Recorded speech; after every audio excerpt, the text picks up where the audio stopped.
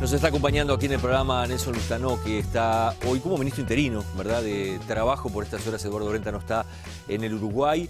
En un momento, ¿se puede decir clave en la ronda de consejos de salarios o no? Porque, bueno, algunos plazos ya han vencido y se han renovado, ¿verdad?, para que finalmente sectores que son importantes terminen cerrando un acuerdo entre trabajadores y empresarios. Bien, plazo clave, generalmente, tiempo clave hay en todas las negociaciones. Es cuando empiezan a aparecer un volumen importante de acuerdos, una masa crítica, decimos nosotros, de acuerdos.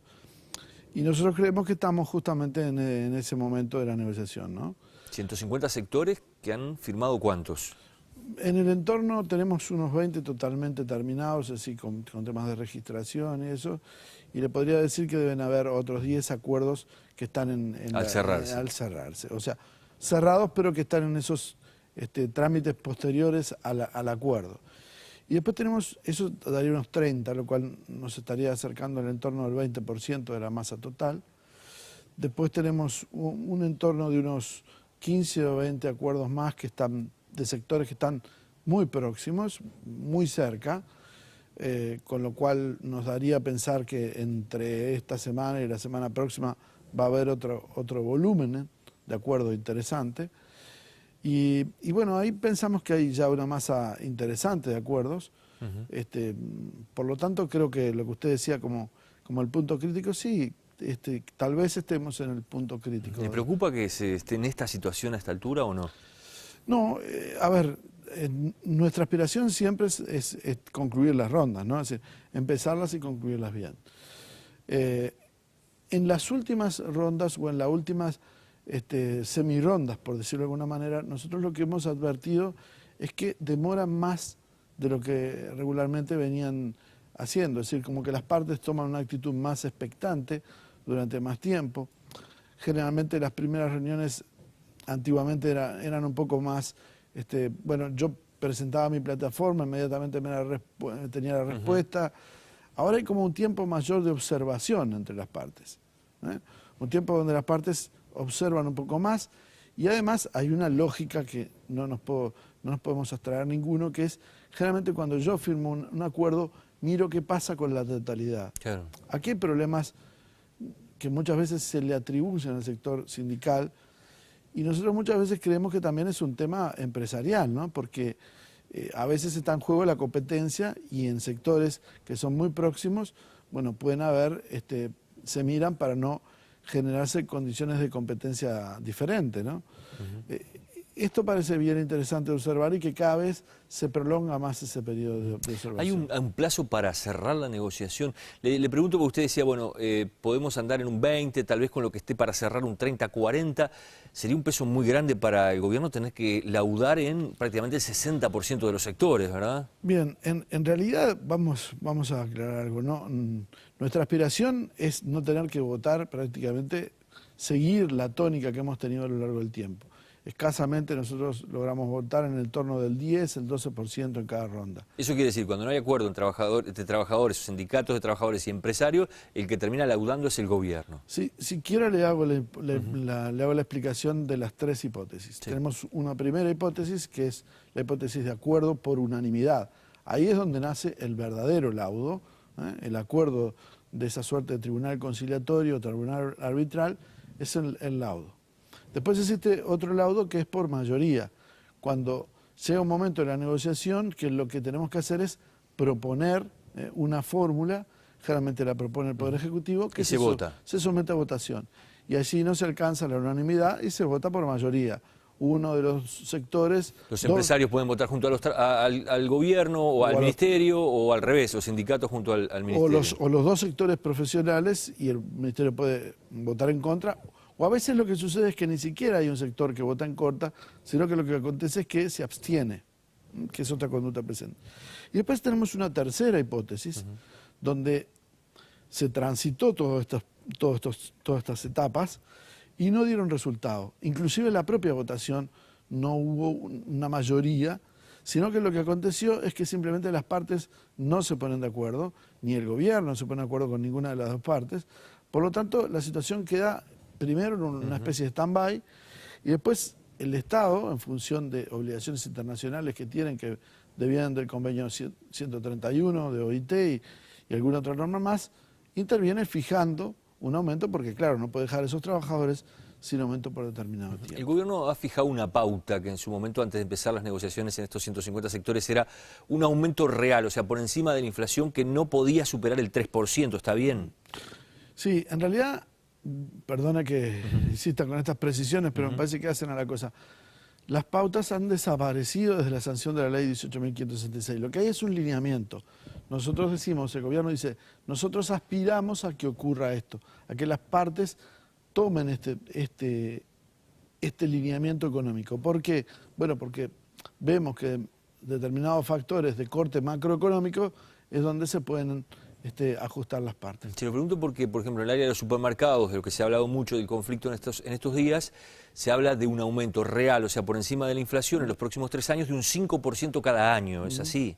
Ahí se estaría flexibilizando un poco ese planteo. No, nosotros cuando presentamos esos lineamientos, planteamos en el Consejo Superior Tripartito que no eran lineamientos cerrados, sino que habían sectores que tenían una mayor postergación económica, que íbamos a tener una consideración especial. Y además en sectores como el que usted me está planteando, que en realidad lo que se veía es que en realidad no es un sector de los más retrasados de nuestra economía, sino que ha tenido una expansión importante.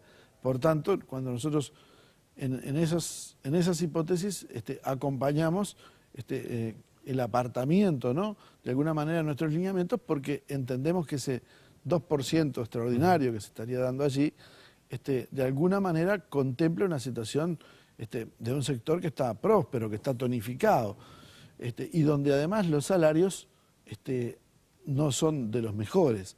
Por tanto, nos parece que en esas situaciones el Poder Ejecutivo acompaña un apartamiento de sus lineamientos. Bien, Lustano, ¿cuántos trabajadores de estos 150 sectores pueden estar por debajo de los 14.000 pesos? Que es no sé quién trazó esa línea allí, pero bueno, parece estar como, digamos, un piso que debería hoy tener como salario la economía uruguaya. Sí, es un piso, originariamente no fue puesto por el Poder Ejecutivo. Fueron 2 estudios en principio que hizo el Instituto Cuesta Duarte. Primero había quienes están por debajo de los 10.000 pesistas y después apareció a los pocos meses quienes están por debajo de los 14.000 pesos, ¿no?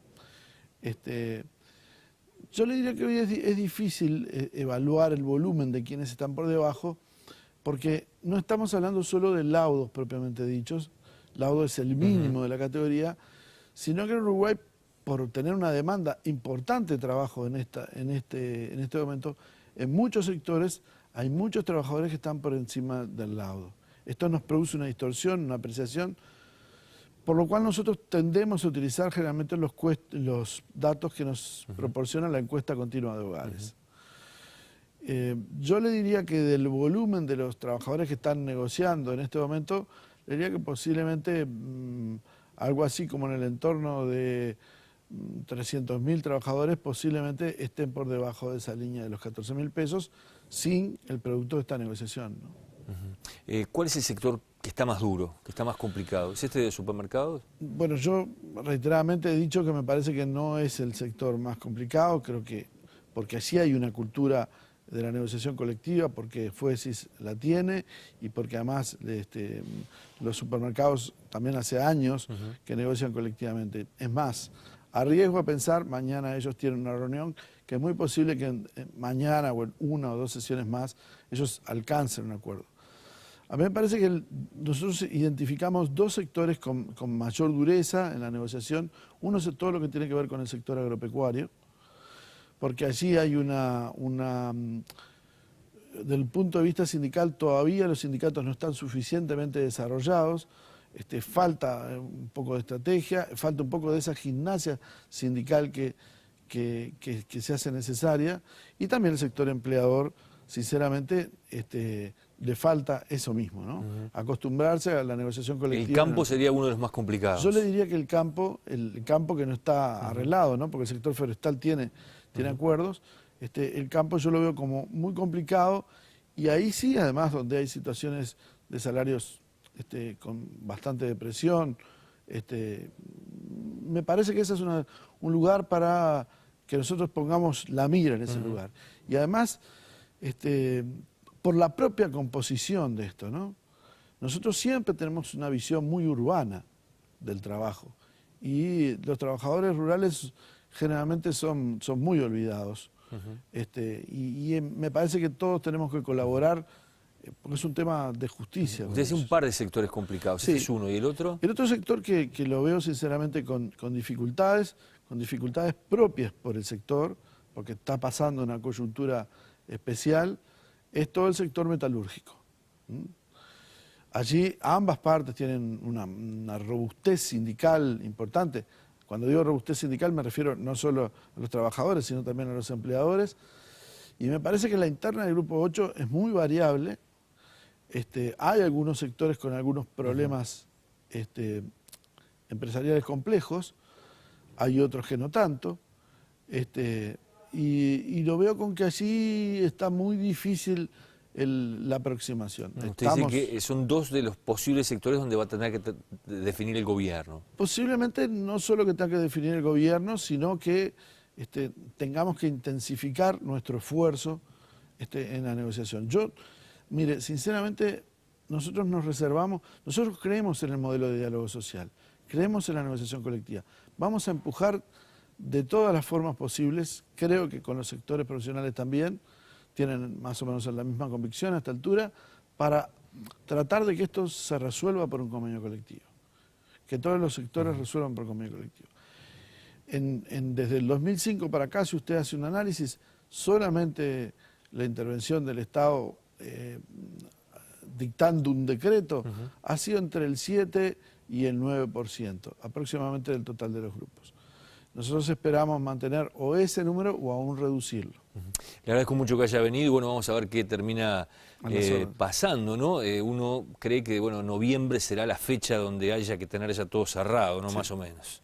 Gracias por venir. Gracias a ustedes. Nos vamos a la pausa y ya regresamos aquí en Poder Pensar.